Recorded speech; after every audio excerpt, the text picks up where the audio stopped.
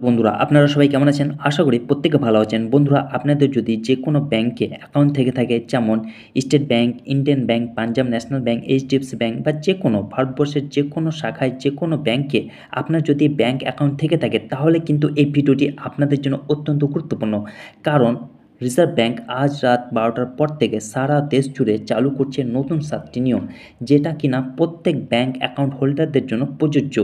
তো reserve bank প্রত্যেক bank account হোল্ডারদের জন্য ৭টি কী নিয়ম চালু করছে, সেই নিয়মগুলি প্রত্যেকটা ব্যাংক অ্যাকাউন্ট হোল্ডারদের জন্য জানা অত্যন্ত প্রয়োজন। কারণ আপনি যদি এই নিয়মগুলি না জেনে আপনি আপনার ব্যাংকের সঙ্গে লেনদেন করে থাকেন তাহলে কিন্তু আপনাকে যে কোনো সময় যে কোনো মুহূর্তে বড়সড় অঙ্কের জরিমানা হতে পারে বা আপনার ব্যাংক অ্যাকাউন্টটি ফ্রিজ হয়ে যেতে পারে। তো আজ রাত ১২টার পর থেকে রিজার্ভ ব্যাংক যে ৭টি নতুন নিয়ম চালু করছে সেই নিয়মগুলি কী কী এবং এগুলি আপনারা কিভাবে করবেন, এই সমস্ত তথ্যগুলি আজকের এই ভিডিওটিতে আমি বিস্তারিতভাবে আলোচনা করব। তো বন্ধুরা তাই আপনাদের রিকোয়েস্ট করব এই ভিডিওটি ১ সেকেন্ডের জন্য স্কিপ না করে পুরোটাই দেখার। আর আপনি যদি এই চ্যানেলে নতুন হয়ে থাকেন তো চ্যানেলটিকে অবশ্যই সাবস্ক্রাইব করে পাশে থাকা বেল আইকনটিকে অন করে রাখবেন, যাতে করে এই রকম গুরুত্বপূর্ণ আপডেট পেতে আপনার কোনো রকম সমস্যা না হয়। তো বন্ধুরা দেরি না করে চলুন শুরু করা যাক।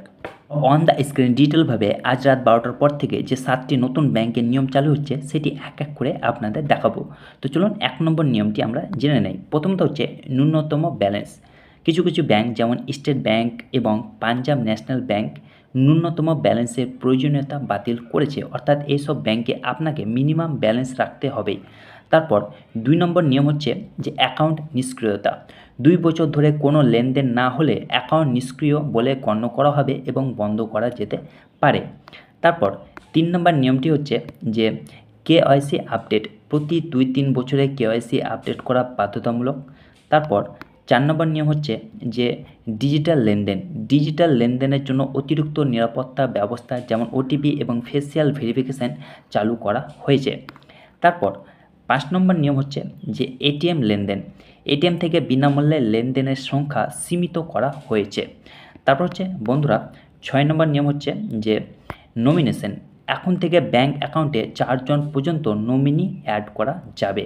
তারপর ৭ নম্বর নিয়ম হচ্ছে যে আপনাদের জন্য এটি খুশির সংবাদ, ১ লক্ষ ক্রেডিট বেনিফিট স্কিম, যেটা কিনা নভেম্বর ২০২৫ থেকে যোগ্য অ্যাকাউন্ট হোল্ডারদের জন্য ১ লাখ সরাসরি ক্রেডিট করা হবে তাদের নিজস্ব ব্যাংক অ্যাকাউন্টে। তো বন্ধুরা এই হচ্ছে ৭টি নতুন নিয়ম ব্যাংকের তরফ থেকে, যা আজকে আমি আপনাদেরকে ভিডিওর মাধ্যমে শেয়ার করলাম। ভিডিওটি ভালো লাগলে ভিডিওটিকে অবশ্যই লাইক করবেন, বন্ধুদের মাঝে শেয়ার করবেন আর চ্যানেলটিকে অবশ্যই সাবস্ক্রাইব করবেন। ভালো থাকুন, সুস্থ থাকুন, ধন্যবাদ।